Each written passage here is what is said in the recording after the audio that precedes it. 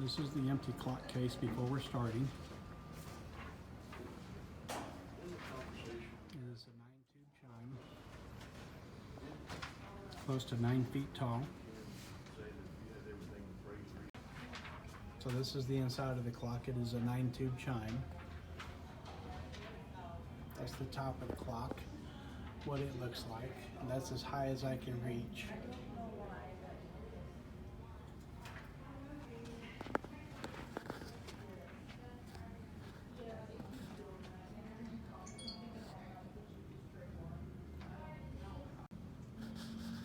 So we took the top of the clock off so we can work on it.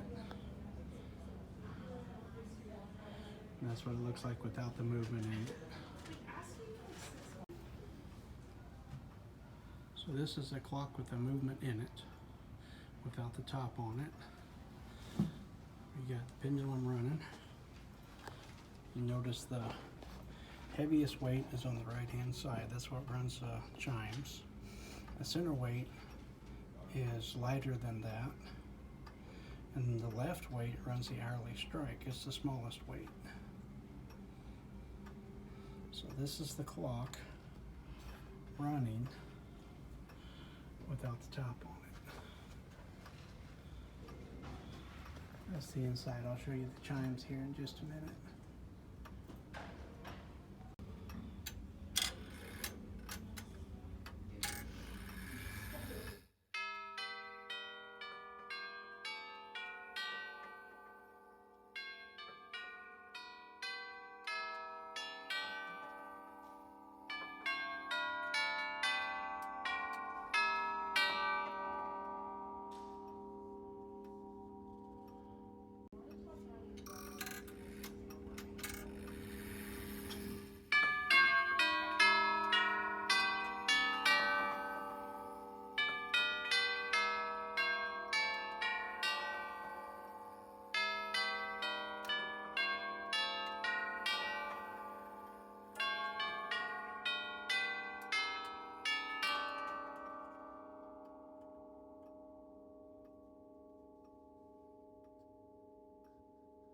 So this is our finished product. This is the clock at Central Bank in Sedalia, Missouri. On the left you have my wife, which is half of the clock Nook. Everybody thinks she's just along for the ride, but she does a lot of the work. On the left is Greg Eby. He is president of the bank. Hadn't asked him that yet. Sure. The clock has a big glare on it. We're going to come up and show you the clock one more time.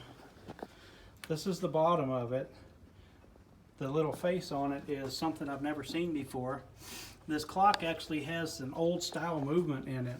I've been doing this 31 years and I haven't seen the movement that's in this clock, the way it actually works.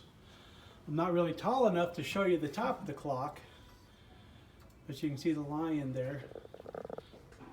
And then get rid of the glare, and we got the clock running, and it is 6:13. So you guys have a wonderful evening. We're going to head off to the next one.